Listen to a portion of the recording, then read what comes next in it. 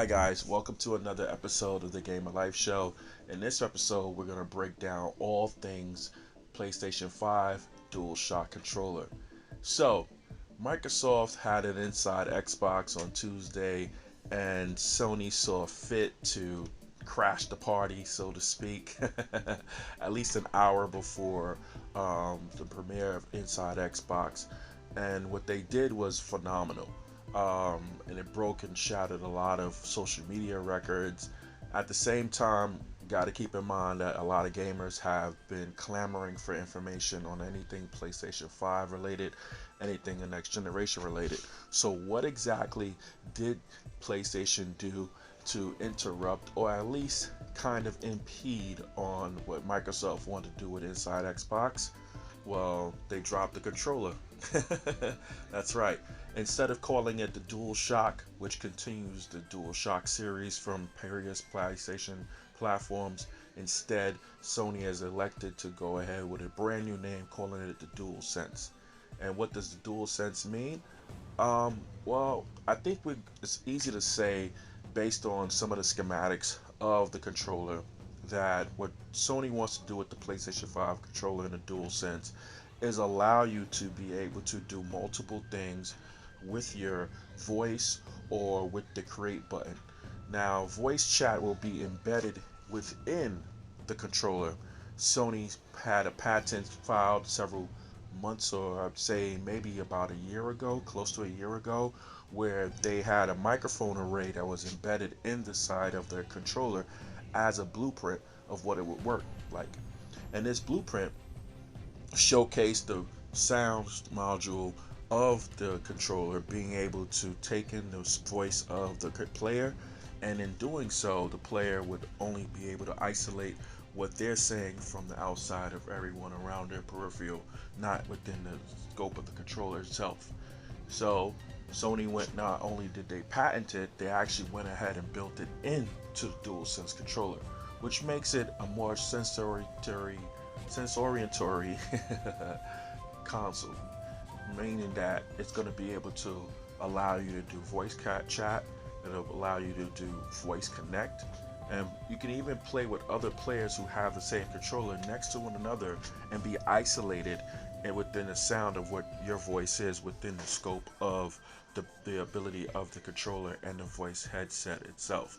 Again, it's not so much a headset, but it acts as a headset in terms of the vocal range of this particular device.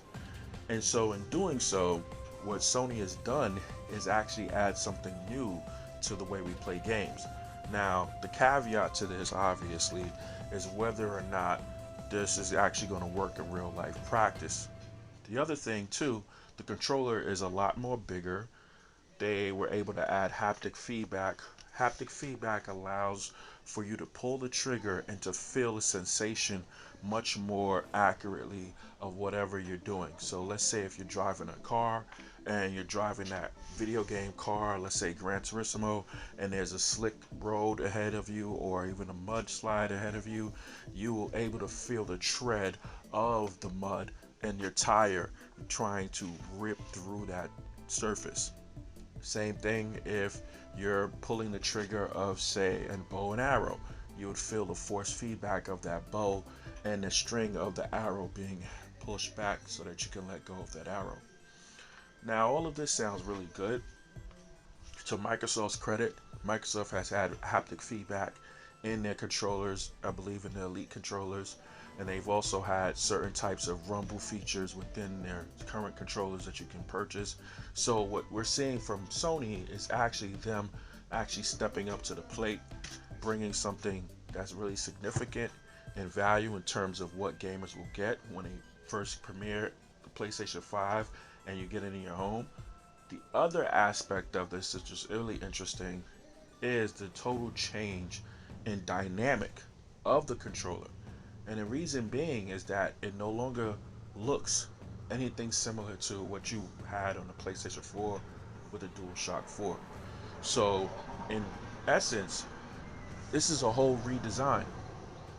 And it's perhaps one of the first areas, without revealing the console itself, where Sony wants to make a different approach to everything that they do in terms of gaming.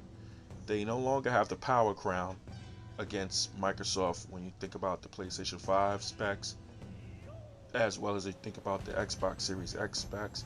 These two are couldn't be night and day from one another. And in that respect, Sony's got to figure out how do they make their own console and their peripherals, like a controller, more dynamic.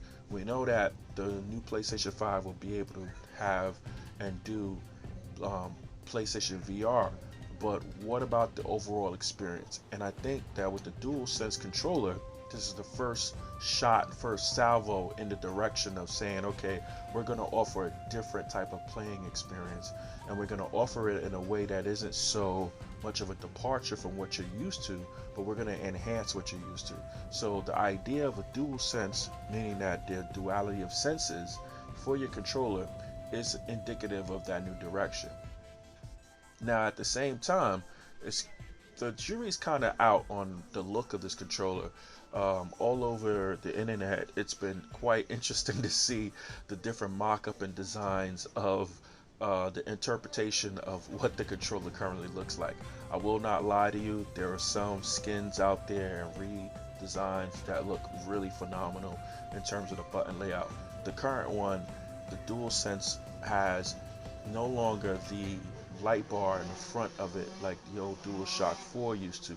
Instead, what you have is the light bar embedded within the controller around the sides, as well around the interior of the middle button that you can press down, which feels like a mouse pad.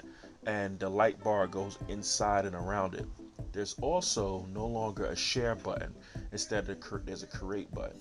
Sony hasn't gone into any details about what the create button is or what the create button does, but for the most part, it's about extending the idea of perhaps what you do with the share button. And that's the only speculation that we can come up with right now. It's probably interesting to see that Microsoft looked at what Sony had did with the PlayStation 4 and a share button, and added a share button to the new Xbox Series X controller. And now Sony has gone a step further and eliminated the share button, added this new one, and we're supposed to figure it out and see what will be the new thing that they can do. And there's actually a lot of things that Sony can do, so it's pretty hard for me to speculate right now, and instead focus on what we do know. And what we do know is that the controller is wider. There is the microphone button that is in the middle of it. It has a two-tone color palette. This controller that we saw was white and also black.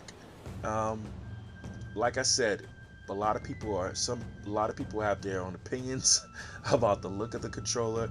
I'm laughing because of the different memes out there on the PlayStation controller, on the PlayStation 5 controller, I should say, and it's been pretty cool to watch. But one thing is for sure is that Sony garnered a lot of attention with this particular controller. They were able to really snatch the mind share, and it's going to be really cool to see how the controller works when you're playing the brand new games like The Last of Us 2, new Ratchet and Clank, even a new Gran Turismo, how that haptic feedback is going to work in tandem with that. Even in games like God of War, like the sequel to God of War, how you can use haptic feedback and the voice commands within the games to traverse the levels. And it's also going to be really cool and interesting to see how does Sony make this microphone work. Will noise be a factor? How much noise will be a factor? Will people interfering, similar to when you talk about hey, you ask something from Alexa and you could turn off somebody's Alexa device or turn off devices or turn them on in their home? Will there be some kind of technical interference, and how well does that work? So Sony's got a lot to prove to us and show us what that's going to be like and how that's going to feel.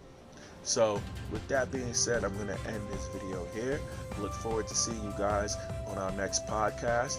Although this isn't the podcast, this right here is just a bunch of clips that we put together for you guys on the news that comes out, and we want to see you guys participate and show us some love on this YouTube streets.